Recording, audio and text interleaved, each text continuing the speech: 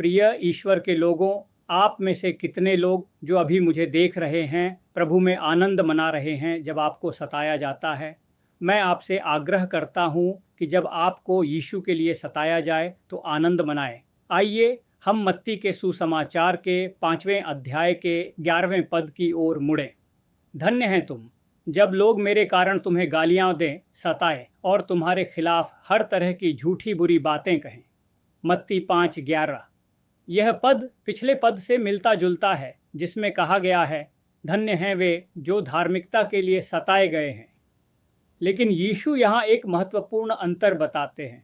पद 10 और पतानतान पद 11 के बीच अंतर यह है कि पद 10 में आप सत्य के लिए खड़े होते हैं। कई बार गैर ईसाई भी सत्य के लिए खड़े होते हैं। कुछ लोग नौकरी खो देते हैं, कुछ न्यायाधीश सही फैसला देने के लिए मारे गए हैं और कुछ व्यवसायी, राजनेता या अन्य लोग सत्य के लिए खड़े होने के कारण अपने शत्रुओं द्वारा मारे गए हैं। ये केवल ईसाइयों तक सीमित नहीं है और यह शर्मनाक है कि कई बार गैर ईसाई उन लोगों से अधिक साहस दिखाते हैं जो ईसाई होने का दावा करते हैं। मेरा मानना है कि न्याय के दिन आपको कई आश्चर्य होंगे जब ऐसे ईसाई जो सोचते थे कि वे परमेश्वर के राज्य में प्रवेश करेंगे, समझौताकारी और पीछे हटने वाले के रूप में उजागर होंगे। यदि आप धार्मिक हैं और धार्मिकता के लिए सताए जाने को तैयार हैं तो स्वर्ग का राज्य आपका है, अन्यथा नहीं। मत्ती 5:11 यीशु के लिए सताए जाने की बात करता है। यदि आप इस तथ्य को छिपाते हैं कि आप यीशु मसीह के शिष्य हैं तो आपको अपने कार्यस्थल में कुछ लाभ मिल सकते हैं। शायद आप धार्मिक हैं और लोग इसकी सराहना करते हैं, लेकिन आप इस बात को छिपाते हैं कि आप यीशु मसीह को उद्धार का मार्ग मानते हैं, क्योंकि आपको डर है कि आपको तरक्की नहीं मिलेगी। शायद आप चाहते हैं कि लोग यह मानें कि आप गैर ईसाई हैं, जैसे आपके बॉस हैं, और आपको मसीह के लिए गवाही देने में शर्मिंदगी महसूस होती है। मैंने सरकारी कार्यालयों और बैंकों में देखा है जहां गैर ईसाई अपने पसंदीदा मूर्ति की तस्वीर वाला कैलेंडर टांगते हैं, लेकिन बहुत कम ईसाई ऐसे होते हैं जो परमेश्वर के वचन वाला कैलेंडर टांगने की हिम्मत करते हैं जो यह घोषित करता हो कि वे ईसाई हैं। ऐसा इसलिए क्योंकि उन्हें डर होता है कि लोग उनके बारे में क्या कहेंगे। क्या मेरा बॉस इसे देखेगा और मुझे तरक्की देने से रोकेगा या किसी तरह परेशान करेगा? धन्य हैं वे जो मेरे कारण सताए जाते हैं, जो मुझसे शर्मिंदगी महसूस नहीं करते। क्या आप अपने कार्यस्थल में यीशु से शर्मिंदगी महसूस करते हैं? इस बात पर गर्व न करें कि आप बाहरी रूप से धार्मिक हैं, क्योंकि कई गैर ईसाई भी बाहरी रूप से धार्मिक होते हैं।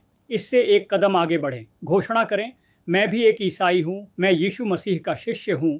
यदि आप परमेश्वर और उनके वचन के लिए खड़े होते हैं, और यह केवल कार्यस्थल तक सीमित नहीं है बल्कि एक प्रचारक के रूप में भी, यदि आप परमेश्वर के वचन में सिखाई गई हर बात के लिए खड़े होते हैं, यदि आप आज ईसाई समुदाय में व्याप्त धोखे को उजागर करने के लिए उत्सुक हैं, तो लोग आपको गालियां देंगे, सताएंगे और आपके खिलाफ झूठी बुरी कहानियां बनाएंगे, क्योंकि आप सत्य के लिए खड़े हैं। कोई भी सच्चा भविष्यद्वक्ता न तो पुराने नियम में लोकप्रिय था और न ही नए नियम में। जब ऐसा होता है तो हमें क्या करना चाहिए? क्या हमें अपने लिए दुखी होना चाहिए? बिल्कुल नहीं।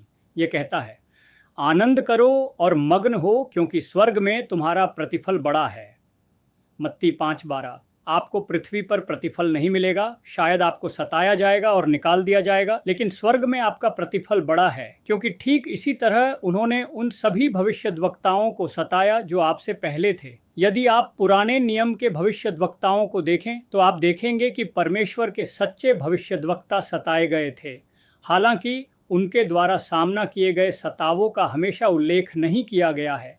उदाहरण के लिए यशायाह को लें, जिन्होंने इस्राएल के लोगों के खिलाफ कुछ कठोर शब्द कहे थे। यशायाह की पुस्तक में यह नहीं बताया गया कि उनकी मृत्यु कैसे हुई, लेकिन परंपरा हमें बताती है कि वह एक खोखले लकड़ी के लट्ठे के अंदर था और उसके सताने वालों ने उसे 2 टुकड़ों में चीर दिया। वह उन लोगों में से एक है जिनका उल्लेख इब्रानियों 11 में किया गया है, जिन्हें चीर डाला गया था। जो कोई भी मसीह के लिए खड़ा होता है उसे सताया जाएगा। स्टीफन, जब वह प्रेरितों के काम 7 में मुख्य याजकों के सामने खड़ा था, ने अपने लंबे संदेश के अंत में भीड़ से एक बहुत महत्वपूर्ण सवाल पूछा। उसने प्रेरितों के काम 7 में कहा, तुम्हारे पूर्वजों ने किस भविष्यद्वक्ता को नहीं सताया? तुम्हारे पूर्वजों ने उन लोगों को मार डाला जिन्होंने धार्मिक एक यीशु के आने की पहले से घोषणा की थी। इस्राएल में किस भविष्यद्वक्ता को तुम्हारे पूर्वजों ने नहीं सताया? क्या तुम एक का भी नाम बता सकते हो? स्टीफन इस्राएल के इतिहास का वर्णन कर रहा था। उसने इस्राएल के इतिहास का अध्ययन किया था और निष्कर्ष निकाला था कि इस्राएल के पूरे इतिहास में एक भी ऐसा भविष्यद्वक्ता नहीं था जिसे सताया न गया हो। कोई भी सच्चा भविष्यद्वक्ता न तो पुराने नियम में लोकप्रिय था और न ही नए नियम में।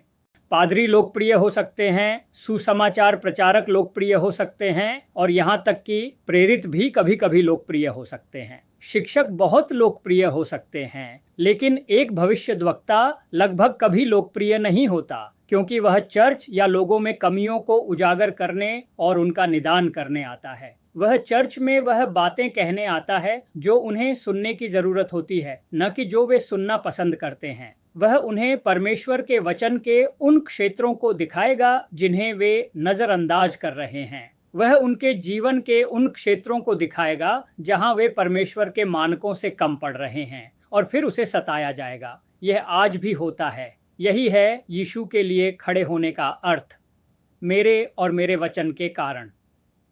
यदि आपको सताया जाता है तो आप धन्य हैं और आपको ईर्ष्या की दृष्टि से देखा जाना चाहिए। एक अन्य अनुवाद में कहा गया है, आनंद से उछल पड़ो। आपको उत्साहित होना चाहिए क्योंकि आप भविष्यद्वक्ताओं के नक्शे कदम पर हैं और यीशु मसीह के नक्शे कदम पर हैं।